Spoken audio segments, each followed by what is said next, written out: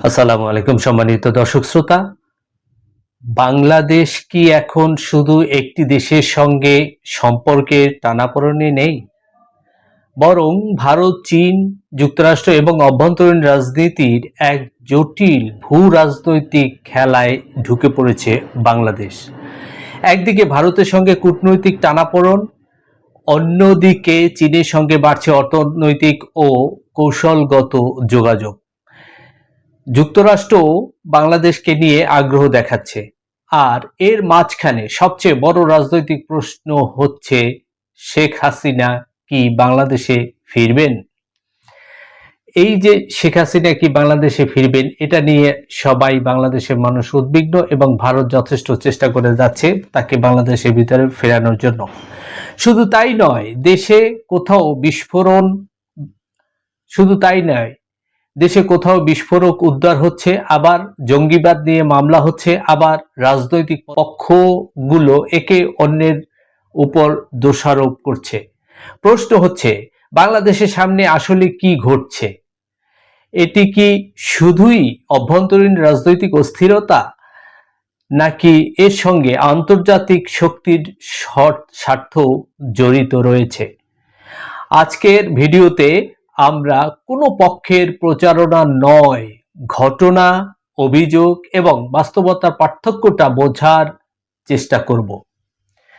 তো সম্মানিত দর্শক শ্রোতা, এই মূল ভিডিওতে যাওয়ার আগে আপনারা সকলে আমার দেশি আমার মা, এই যে আমার ইউটিউব চ্যানেল আছে, এটাকে আপনারা বেল সহ সাবস্ক্রাইব করে আমার পাশে থাকবেন, এবং আমার দেশি আমার মা যে আমার ফেসবুক পেজটা আছে, এটাকে ফলো করে আমার সাথে থাকবেন। সম্মানিত দর্শক শ্রোতা, ভারত ও বাংলাদেশের সম্পর্ক এখন উত্তপ্ত কেন? বাংলাদেশের সবচেয়ে গুরুত্বপূর্ণ প্রতিবেশী হচ্ছে ভারত। ভৌগোলিক বাস্তবতা বলছে বাংলাদেশ ও ভারত একে অপরকে বাদ দিয়ে সহজে চলতে পারবে না। বাণিজ্য, সীমান্ত, পানি, বিদ্যুৎ, যোগাযোগ, নিরাপত্তা, প্রতিটি ক্ষেত্রেই দুই দেশের সম্পর্ক গুরুত্বপূর্ণ। কিন্তু শেখ হাসিনা সরকারের পতনের পর সম্পর্কের সমীকরণ অনেকটাই বদলে গেছে। শেখ হাসিনা 2024 সালে রাজনৈতিক পরিবর্তনের পর ভারতে অবস্থান করছেন।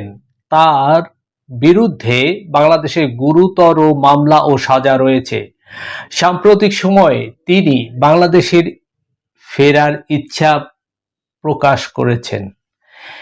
এখানেই তৈরি হয়েছে সবচেয়ে বড় কূটনৈতিক প্রশ্ন, ভারত কি শেখ হাসিনাকে বাংলাদেশের হাতে তুলে দেবে? বাংলাদেশ তার প্রত্যাবর্তন চেয়েছে। ভারত বলেছে বিষয়টি তাদের আইনি ও প্রাতিষ্ঠানিক প্রক্রিয়ার মধ্যে বিবেচনা করা হচ্ছে। আসলে ভারত আর কতদিন বিবেচনা করবে?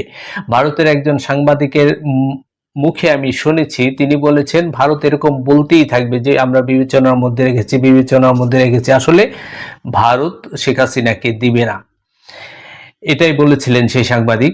এর সঙ্গে যোগ হয়েছে আরো একটি ঘটনা, ভারতের মাটিতে শেখ হাসিনার বক্তব্য দেওয়ার ঘটনায় বাংলাদেশ ক্ষুব্ধ প্রতিক্রিয়া জানিয়েছে। ঢাকার অভিযোগ, ভারতের মাটি ব্যবহার করে বাংলাদেশের বর্তমান সরকারের বিরুদ্ধে রাজনৈতিক বক্তব্য দেওয়া হচ্ছে। ভারত অবশ্য বলেছে তারা এই বক্তব্যের আয়োজন ও সমর্থন করেনি। ভারত এরকমেরই বলে, তাদের চাণক্য নীতির কারণে তারা মুখে এক অন্তরে আর এক এরকমের কথা সবসময় বলে, আমরা এটা জানি। এটাই আসলে ভারতের নীতি, এটা আমরা আসলে জানি। অর্থাৎ দুই দেশের মধ্যে অবিশ্বাস এখন শুধু সীমান্ত বা বাণিজ্যের মধ্যে সীমাবদ্ধ নেই, এটি সরাসরি রাজনৈতিক পর্যায়ে পৌঁছে গেছে। শেখ হাসিনা ফিরলে কি হবে? সবার মনেই প্রশ্ন, শেখ হাসিনা ফিরলে কি হবে? দেশে কি কোনো বড় ধরনের রাজনৈতিক সমস্যা দেখা দেবে বা কোনো প্রভাব পড়বে এতে? তো এখন আসুন আমরা আলোচনা করি, দেখি শেখ হাসিনা ফিরলে কি হতে পারে। শেখ হাসিনা বলেছেন তিনি বাংলাদেশে ফিরবেন। তিনি যদি সত্যি ঢাকায় ফেরেন তাহলে কি হবে? বর্তমান রাজনৈতিক বাস্তবতায় তার বিরুদ্ধে থাকা মামলা, আদালতের রায় এবং আইনগত প্রক্রিয়া সবকিছুই সামনে আসবে। তাই তার দেশে ফেরা কোনো সাধারণ রাজনৈতিক প্রত্যাবর্তন হবে না। এটি বাংলাদেশের জন্য হতে পারে একটি বিশাল রাজনৈতিক পরীক্ষা। অন্যদিকে আওয়ামী লীগের সমর্থকরা বলেছে শেখ হাসিনার রাজনৈতিক অধিকার রয়েছে। অন্যদিকে তার বিরুদ্ধে থাকা গুরুতর অভিযোগ ও আদালতের রায়ের কারণে বর্তমান সরকার বলেছে দেশে ফিরলে তাকে আইনগত প্রক্রিয়ার মুখোমুখি হতে হবে। অর্থাৎ এখানে বিষয়টি শুধু শেখ হাসিনা ফিরবেন কি ফিরবেন না এতটুকু নয়, প্রকৃত প্রশ্ন হলো তিনি ফিরলে বাংলাদেশের রাজনীতির ভারসাম্য কতটা বদলে যেতে পারে। আর ভারত যদি ফেরত না দেয় তাহলে ঢাকা দিল্লি সম্পর্ক আরো কতটা উত্তপ্ত হবে। এই প্রশ্নের উত্তর এখন পরিষ্কার নয়। তবে শেখ হাসিনা বাংলাদেশে ফিরলে একটা অন্যরকম কিছু হতে পারে। সেই 5ই আগস্টের আগে বা 5ই আগস্টে যেরকম ঘটনা ঘটেছিল, সর্বস্তরের মানুষ এক হয়ে রাস্তায় নেমে এসেছিল, ঠিক হয়তো সেরকমেরই হতে পারে শেখ হাসিনা বাংলাদেশে ফিরলে। বা যাদের সন্তানরা শহীদ হয়েছে, যারা আহত হয়েছে, তারাও শেখ হাসিনার সামনে গিয়ে দাঁড়াতে পারে বিচারের জন্য, তার বিচার করার জন্য অনেক কিছু করতে পারে। এবং তাকে সে আসলে তো তাকে গ্রেপ্তার করা হবে, তাতে কোনো সন্দেহ নেই, এবং তার ফাঁসি রায় তো হয়েই আছে। বাংলাদেশে বোমা, জঙ্গিবাদ ও নিরাপত্তার প্রশ্ন। এবার আসি দেশের অভ্যন্তরীণ নিরাপত্তার দিকে।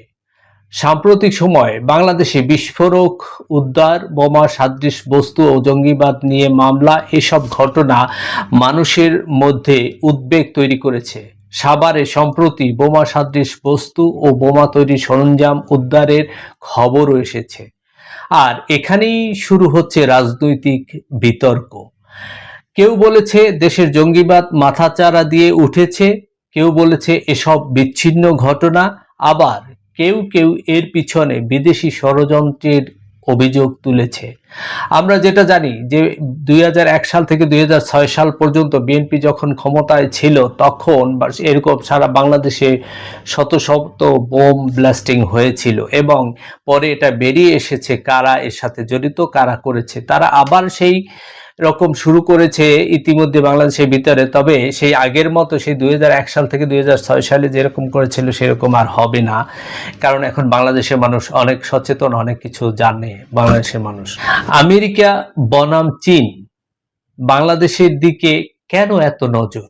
আমেরিকা এবং চীনের বাংলাদেশের দিকে কেন এত নজর, একটি প্রশ্ন আসে সবার মনে। এখন আসি আন্তর্জাতিক রাজনীতির আরেকটি বড় খেলায়। যুক্তরাষ্ট্র এবং চীন, বাংলাদেশের অবস্থান অত্যন্ত গুরুত্বপূর্ণ। যুক্তরাষ্ট্র এবং চীনের কাছে বাংলাদেশের অবস্থান অত্যন্ত গুরুত্বপূর্ণ। বঙ্গোপসাগর, ভারত মহাসাগর, দক্ষিণ এশিয়া এবং দক্ষিণ পূর্ব এশিয়ার সংযোগ স্থলে বাংলাদেশের অবস্থান। চীন বাংলাদেশে অবকাঠামো ও অর্থনৈতিক ক্ষেত্রে বড় অংশীদার। অন্যদিকে যুক্তরাষ্ট্র বাংলাদেশের অর্থনীতি, বাণিজ্য, বিনিয়োগ, কৌশলগত অবস্থান নিয়ে আগ্রহী। বিশ্লেষকরা বলেছেন বঙ্গোপসাগরকে ঘিরে যুক্তরাষ্ট্র চীন প্রতিযোগিতা বাড়ছে এবং বাংলাদেশকে এই প্রতিযোগিতার মধ্যে ভারসাম্য রক্ষা করতে হচ্ছে। এখানে বাংলাদেশের জন্য সবচেয়ে বড় গুরুত্বপূর্ণ প্রশ্ন হচ্ছে, বাংলাদেশ কি কোনো একটি শক্তির দিকে পুরোপুরি ঝুঁকে যাবে? আসলে না। নাকি ভারত, চীন, যুক্তরাষ্ট্র সবার সঙ্গে নিজের স্বার্থ অনুযায়ী সম্পর্ক রাখবে? আসলে বাংলাদেশের জন্য দ্বিতীয় পথটাই সবচেয়ে বাস্তবসম্মত, কারণ বাংলাদেশ কারো শত্রু হতে চায় না। বাংলাদেশের দরকার চীনের কাছ থেকে বিনিয়োগ, যুক্তরাষ্ট্রের কাছ থেকে বাজার ও বিনিয়োগ, ভারতের কাছ থেকে স্থিতিশীল প্রতিবেশী সম্পর্ক, আর একই সঙ্গে নিজের সার্বভৌম সিদ্ধান্ত নেয়ার ক্ষমতা। এটাই হচ্ছে বাংলাদেশের চাওয়া। তাহলে ভারতের সঙ্গে সম্পর্ক পুরোপুরি কি খারাপ? না, সম্পর্ক উত্তেজনা আছে, কিন্তু দুই দেশের সম্পর্ক ছিন্ন হয়ে যায়নি। সাম্প্রতিক সময়ে বাংলাদেশের প্রধানমন্ত্রী তারেক রহমানও ভারতের সঙ্গে সম্পর্ক উন্নয়নের জন্য একটি অনুকূল পরিবেশ তৈরির প্রয়োজনীয়তার কথা বলেছেন। অর্থাৎ বাস্তবতা হলো, রাজনীতিতে বিরোধ থাকতে পারে, কূটনীতিতে উত্তেজনা থাকতে পারে, কিন্তু রাষ্ট্রের স্বার্থে যোগাযোগ বন্ধ করা যায় না।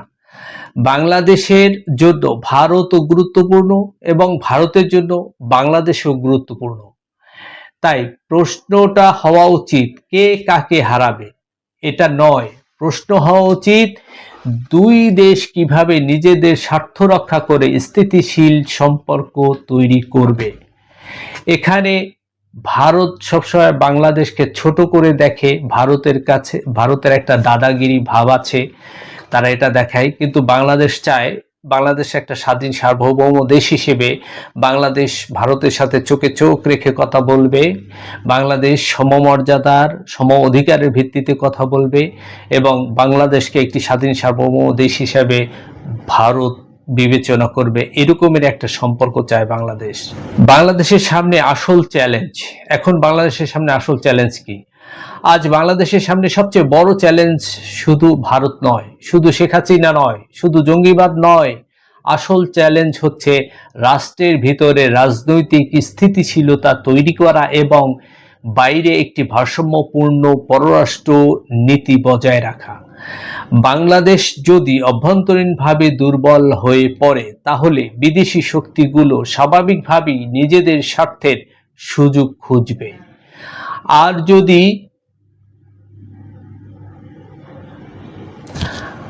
আর যদি বাংলাদেশ রাজনৈতিকভাবে স্থিতিশীল থাকে, অর্থনৈতিকভাবে শক্তিশালী হয় এবং গণতান্ত্রিক প্রতিষ্ঠানগুলো কার্যকর থাকে, তাহলে ভারত, চীন, আমেরিকা কেউই বাংলাদেশের উপরে সহজে নিজেদের ইচ্ছা চাপিয়ে দিতে পারবে না। তাই বাংলাদেশের ভবিষ্যৎ নির্ধারণ করবে শুধু দিল্লি, বেইজিং বা ওয়াশিংটন নয়, সবচেয়ে বড় ভূমিকা বাংলাদেশের জনগণের। আজকের বাংলাদেশ এমন একটি সময়ের মধ্যে দিয়ে যাচ্ছে যেখানে একই সঙ্গে অনেকগুলো প্রশ্ন সামনে এসে দাঁড়িয়েছে। শেখ হাসিনা কি দেশে ফিরবেন? ভারত কি তাকে প্রত্যাবর্তন করবে? নয়াদিল্লি সম্পর্ক কি আবার স্বাভাবিক হবে? বাংলাদেশ কি চীনের সঙ্গে আরো ঘনিষ্ঠ হবে? যুক্তরাষ্ট্র কি বাংলাদেশের উপর আরো কৌশলগত প্রভাব বাড়াবে? দেশে জঙ্গিবাদ ও বিস্ফোরণের ভূমিকা কতটা বাস্তব? আর সবচেয়ে বড় প্রশ্ন হলো, বাংলাদেশ কি নিজের স্বার্থে স্বাধীন ও সার্বভৌম সিদ্ধান্ত নিতে পারবে? এই প্রশ্নগুলোর উত্তর আগামী কয়েক মাসের মধ্যে বাংলাদেশের রাজনীতির গতিপথ অনেকটাই নির্ধারণ করতে পারে। তবে একটি কথা মনে রাখা উচিত, রাজনৈতিক মতপার্থক্য থাকতেই পারে, ভারতের সঙ্গে বিরোধ থাকতেই পারে, আমেরিকার সঙ্গে মতের অমিল হতেই পারে, চীনের সঙ্গে ঘনিষ্ঠতা বাড়তেই পারে, কিন্তু বাংলাদেশের জাতীয় স্বার্থ সবার আগে। কারণ শেষ পর্যন্ত ভারত, আমেরিকা, চীন বা অন্য কোনো শক্তি নয়, বাংলাদেশের ভবিষ্যৎ বাংলাদেশকেই ঠিক করতে হবে।